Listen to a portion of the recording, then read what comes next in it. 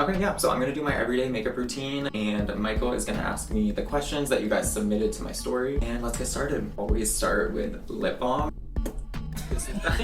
Anyway, so yeah, I just like to get like the lips started and hydrated. I like to go crazy on my eyes and not care about like smudging and like glitter falling over my face, and then I'm able to clean that up and do the rest of my routine. I always start off with a little bit of eyeshadow primer. This one's from Kaleidos. This is one that I've been using for a really long time. It's just a go-to. Okay, so the eyelids are all prepped, and then I go in with eyeliner. I start by pate lining. This is my everyday eyeliner from ColourPop. First question, what is the inspiration and planning process behind crafting a look?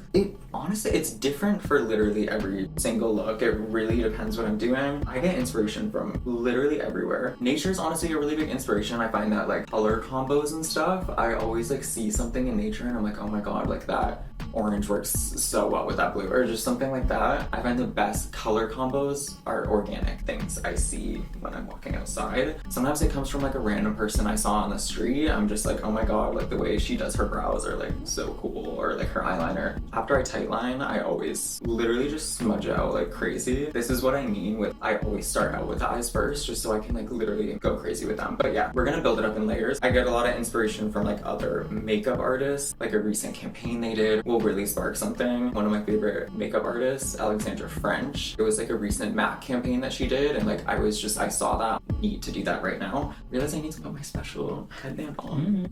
There you go, looks good. So now I'm just gonna go back in with another layer and smudge. I usually like to just set my waterline with some black powder. It's like the blackest black powder eyeshadow ever. So I just take like a really small brush and I just set the waterline, especially right here on the inner corner around the tear duct. The black powder is not only gonna help with the longevity of the makeup, but it's also gonna make that black that much more intense and just be like really, really stunning. So that's just like one of those small steps that I never skip that I feel like make the biggest difference in my makeup. Who are your beauty icons and inspirations? The first name that comes to mind is definitely Britney Spears. Even this like go-to everyday makeup look that I'm doing right now is very Britney during her blackout era. I just love that party girl vibe she had going on around that time. Like other people that I reference often are FKA Twigs. I love her like crazy out there editorial looks. Makeup artists too, like one that I've been obsessed with recently is Terry Barber. I have so many different beauty icons and references like for so many different things I do. It really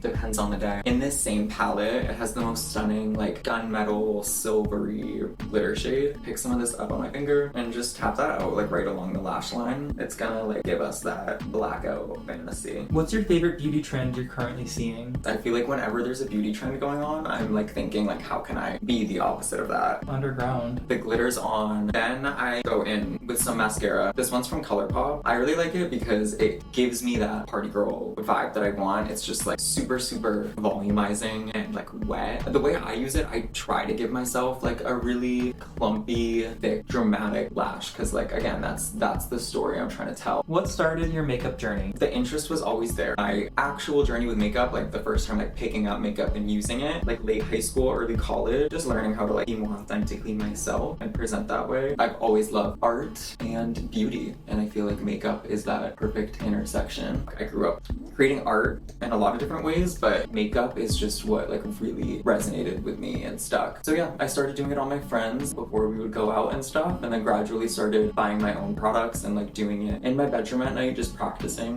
That's kind of how it started. What draws you to editorial underground glam? When I first started with makeup, I was just trying to like learn the basics and get that down, like how to make the perfect base, how to make the perfect smoky eye, like whatever. And then it just started like spiraling from there and getting like crazier and crazier and weirder, and I just started wanting to like insert more of myself into those makeup looks. Like I said, I was practicing beauty in my room at night, and at that same time I was starting to fall in love with FKA and seeing her wear these crazy expressive makeup looks. That was who like made that impact on me. So I started wanting to like recreate some of her looks. I even started like I remember like drawing out some of her makeup looks and like trying to add my own flair to it. Your favorite brands and what products do you find yourself using the most? Clearly I love Kaleidos. The palette I just referenced, that primer I use all the time.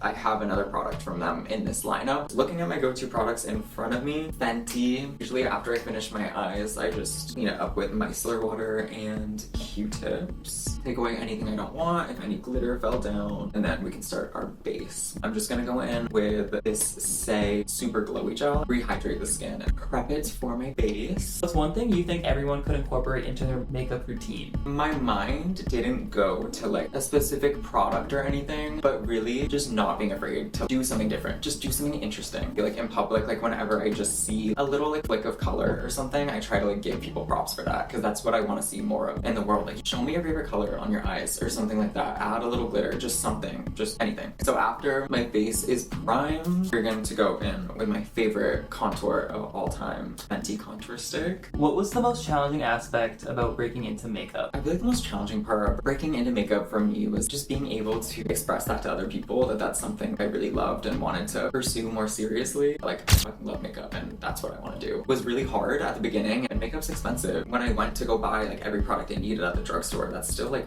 really expensive. Yeah, I was broke. That was hard. I was not confident in myself. That was hard too. Best tips to beauty content creators who are just beginning? I feel like the number one thing is literally just start, because the amount that I learned after starting is insane. You literally just need to start and go from there. Like, based on how that first video performs, you'll know, maybe have a better idea of what worked and what didn't and what to do in the next video, and that's just gonna build on itself and you're gonna learn so much. And also, thinking back to that time that I was starting, it was so scary at first. Like, I know that like that is the hardest part, is posting that first video. So stop preparing, stop thinking about it, just do it. I always use this blush from Milk.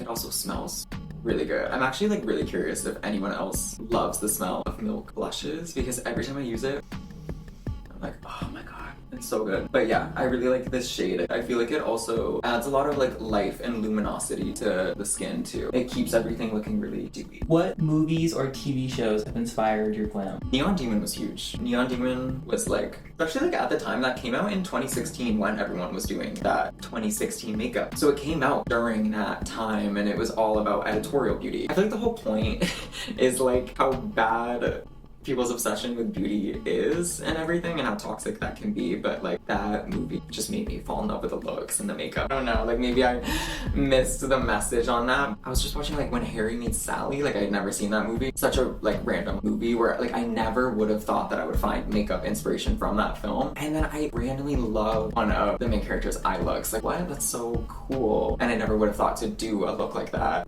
Inspiration comes from anywhere. Like music videos all the time. All of FKA's most recent videos like have provided a lot of inspiration. I just did like a cheap motel themed video. I saw that music video and I was like, what would I wear to the cheap motel? What's my character? And did a video based off that. The Addison Rae high fashion video, I recreated that look and did a whole video on that too. Next, I'm gonna do concealer. This is the Fenty Hydrating Concealer. I always do concealer last, because I kind of just use it to clean up the look. Under eye, down the nose, cover up any redness on my nose. But again, I don't want any harsh lines. I don't want anywhere too bright. It all needs to look super blended and lived in. Cleaning up the jawline, the contour. Has there been a moment when you wanted to quit makeup? Did someone ask that? No, that's one that you gave me. Honestly, I don't know if I'll leave this in, but when I first started working at Sephora, I felt such imposter syndrome. I felt the need to like instantly be perfect and know everything about every makeup product ever made, and like I always feel imposter syndrome. I felt it my whole life with anything I do. No, I feel like that was my first really big step in makeup. I ended up loving that job, and it made me fall that much more in love with makeup, and I'm so grateful for that. Next, the Charlotte Tilbury highlighter. I'm just like obsessed with this one. I don't know, like just look at that like glow. What's one product that you could not live without? Eyeliner. When it comes to really expressing myself, eyeliner is so important with that. Just want to like smudge this over my eyes every day. I can do all my crazy little shapes with it too if I want to. And then next up is lips. I usually use like two different lip liners. I usually use one that's a pinky shade that's like close to my like natural lip color, and then I use one that's a little more cool toned, contoury, and I use them together. Biggest difference between doing makeup on yourself and doing makeup on someone else? I would say like the biggest difference is like the fact that they have a different face.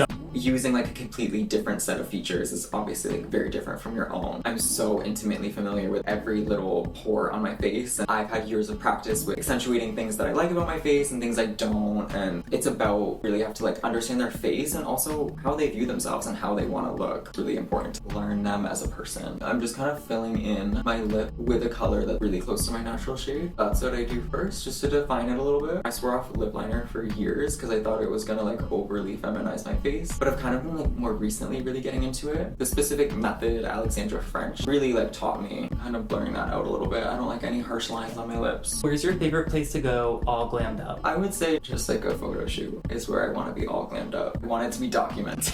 Like also very Kim K. What decade do you think has the best makeup? Oh my god.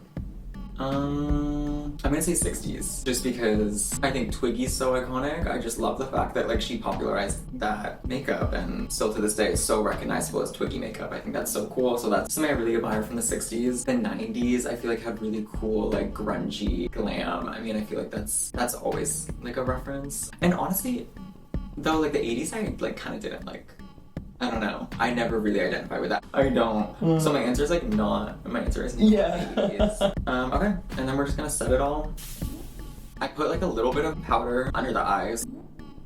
The Kosas Cloud Set pink tint to it, so it just like brightens my under eye. Sometimes I do powder, sometimes I don't, but I always do like a really dewy setting spray because again, I like to look sweaty, lived in. I was dancing all night. That's the character. But here is the final everyday Kevly makeup look. So, what do I even want to say about it? Yeah, I don't know. That's like a question I get a lot, was my everyday go-to makeup routine and what products I used. So I thought that was a good intro video. What can we plan on seeing from Kevly in 2026?